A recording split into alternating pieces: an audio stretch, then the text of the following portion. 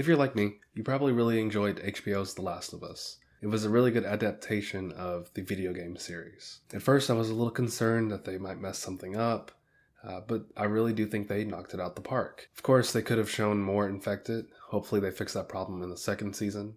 But other than that, it was a great show. Considering how closely season 1 stuck to the first game, we can be pretty confident that the second season will stick close to the second game. So with that said, there are going to be tons of spoilers for the second game, The Last of Us 2, and more than likely tons of spoilers for season 2 of The Last of Us.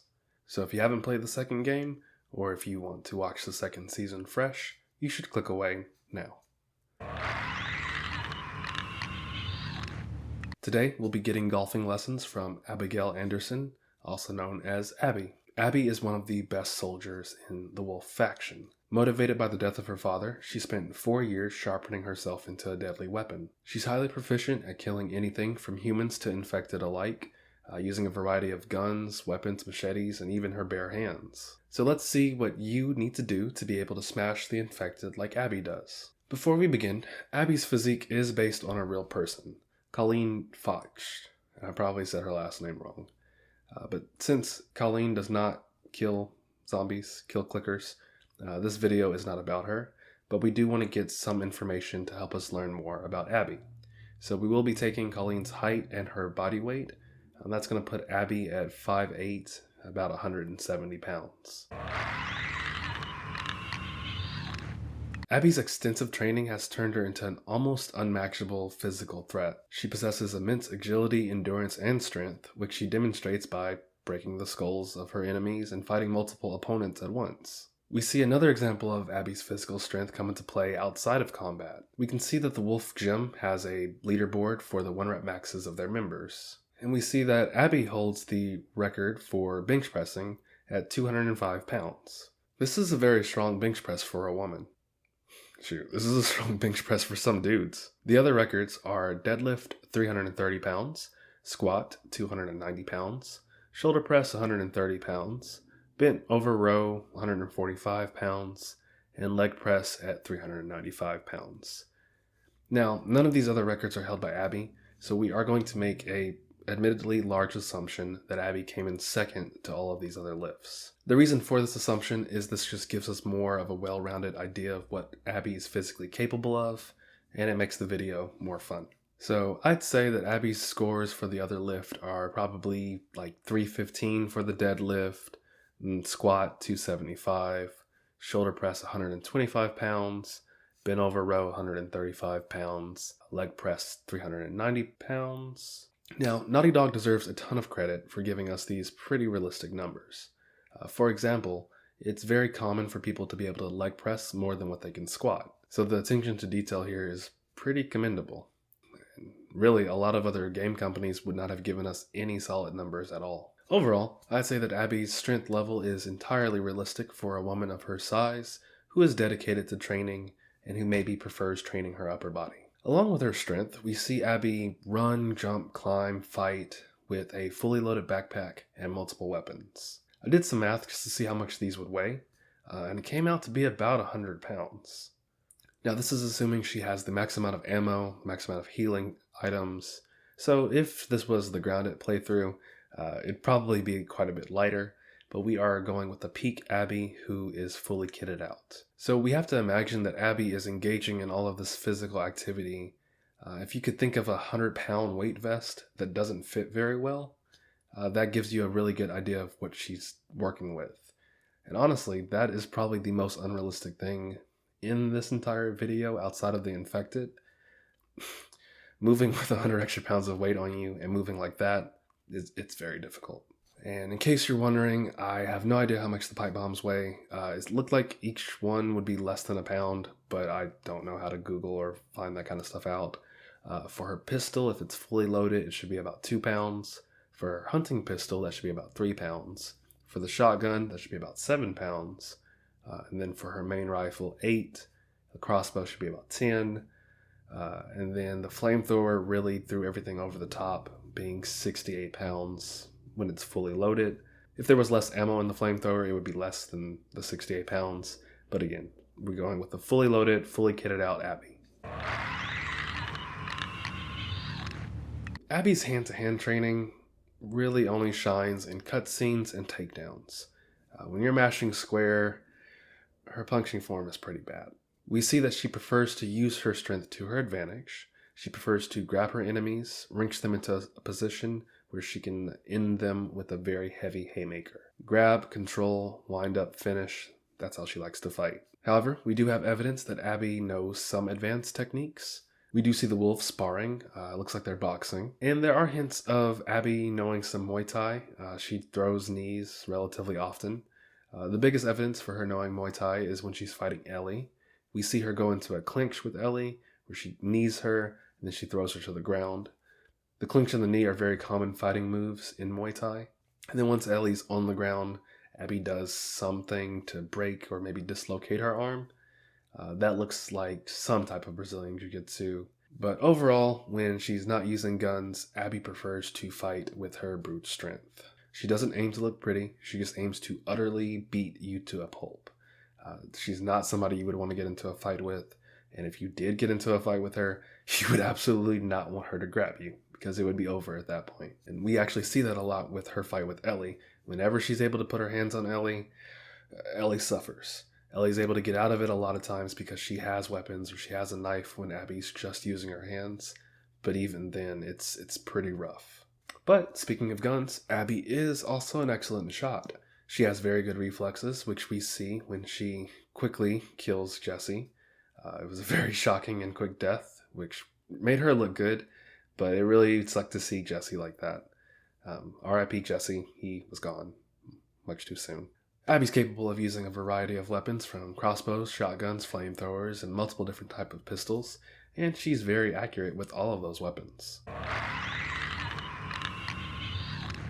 Now, for cardio, The Last of Us 2 does not give us a lot of evidence of what Abby does for cardio. However, based on her role with the wolves, we can make some more assumptions. So, first of all, in a world with zombies that can run very fast, you have to have good cardio, or else you're dead.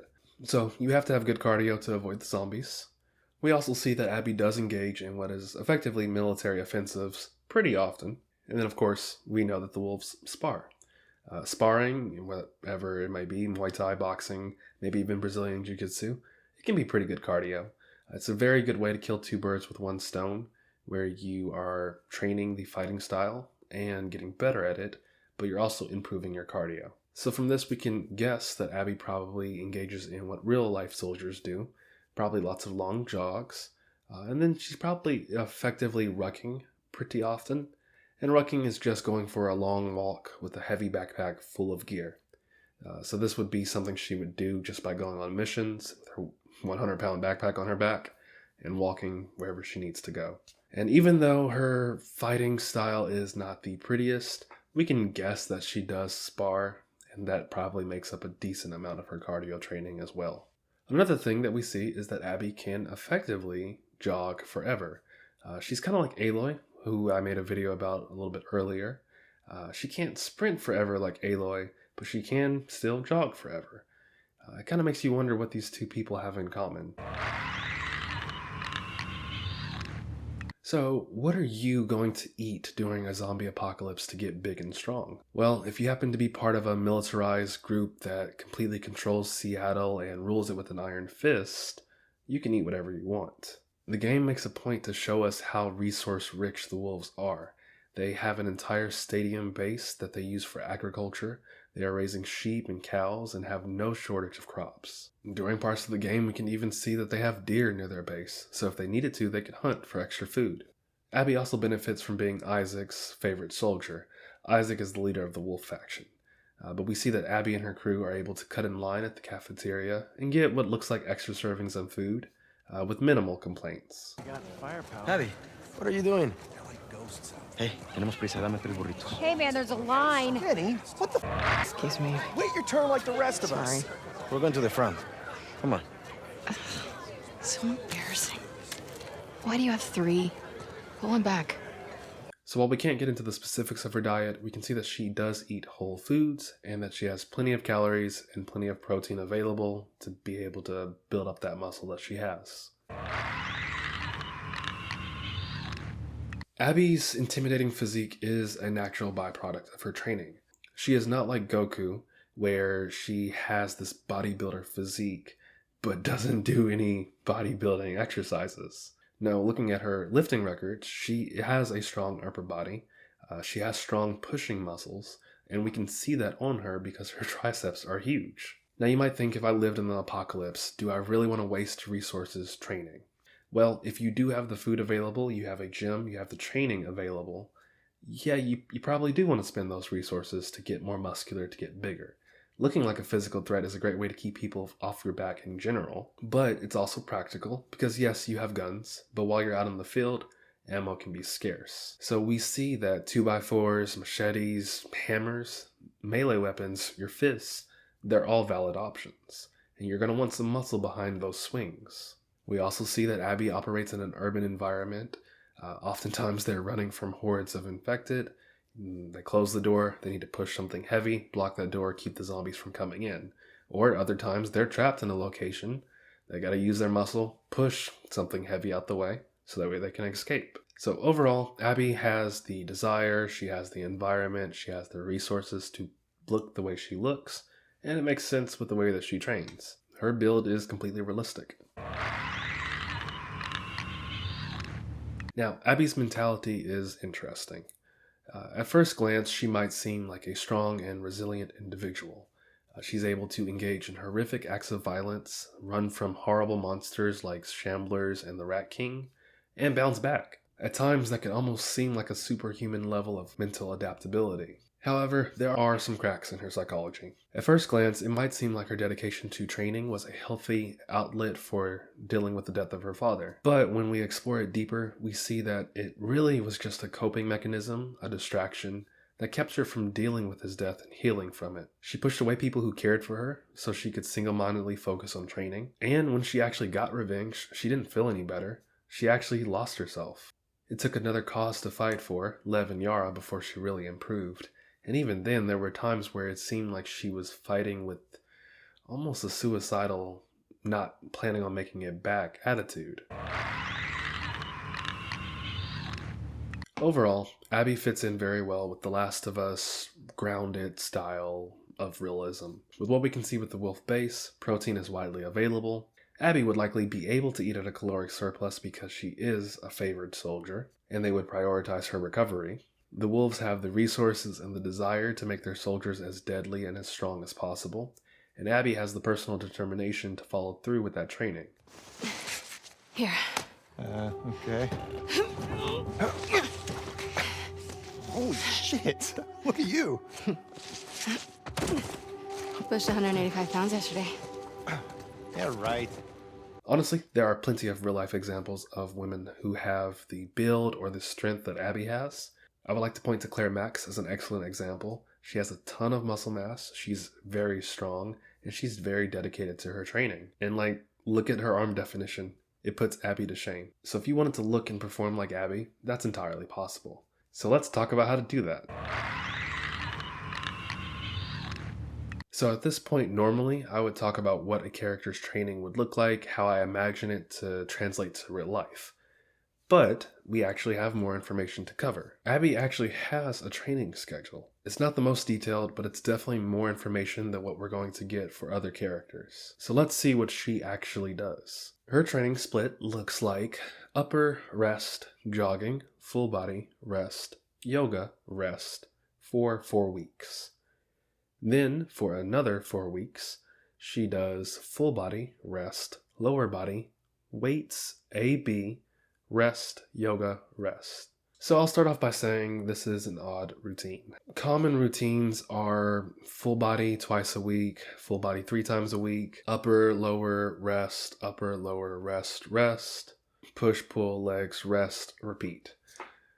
Those are the common workout splits. Abby's is obviously none of those. Some of the good things about her routine is that it includes yoga. That's cool, that's good. Yoga's good for getting stronger with your pushing muscles. It's good for recovery, blood flow, and it's also good for getting flexible. She also has enough rest days. And she includes cardio, which is good, but also bad, and I will talk about why. The first problem with her routine is that she is only working her lower body once a week. And that's really not that big of a deal, not the worst thing I've seen, but it is a little strange. The next problem is the fact that she wrote down jogging. Jogging once a week is so little that I'm honestly not sure the Wolves would even allow that. Like the military, I'm sure they would want their soldiers running much more than that. I'd almost have preferred that she not write that down at all, because then we could assume that she is jogging more. The second month is worse. Because in the first month she wrote down that she was jogging, and the fact that it's missing for the second month implies to me that she is not jogging at all during the second month. And this is strange. If you're in a situation where you don't have to do cardio like that, where you don't have to run, then that's cool. But only running for 1 month and then stopping, you're going to lose almost all of your progress that second month. I feel like we have to assume that she knew that on that second month she would be deployed, she would be rucking a lot, maybe sparring, practicing, and she had to dial back her cardio. I also find the phrase weights a little strange when it's following lower and full body type of days. To me, as written, this implies that she's doing calisthenics on the full body and the lower days, which is fine. There's nothing wrong with mixing calisthenics and weights in a program. There's nothing wrong with even doing them on the same day, but it is strange because legs tend to benefit the most from weight training, not the most from calisthenics. All in all, Abby's schedule is not the worst schedule that I've ever seen, and we can make it better by assuming that some of the strange things are due to her working around her wolf missions. That said, in my opinion, if she just kept repeating the first month, it would be a much better routine than whatever she has going on in that second month. So what training program do I think we could do in real life to get on Abby's level? How do I think Abby could train better? I would suggest that we do an upper-lower split. Really, any good split will work, but I like upper-lower. I'm also going to include that we run a little bit more, and I will kind of schedule out the days for boxing, sparring, combat training. So it would look something like Sunday, upper jog, Monday, lower light boxing, some little technique focused style stuff. Tuesday, rest, sleep all day. Wednesday, upper body again. Thursday, lower body, some light technique sparring, don't go too hard, keep it easy.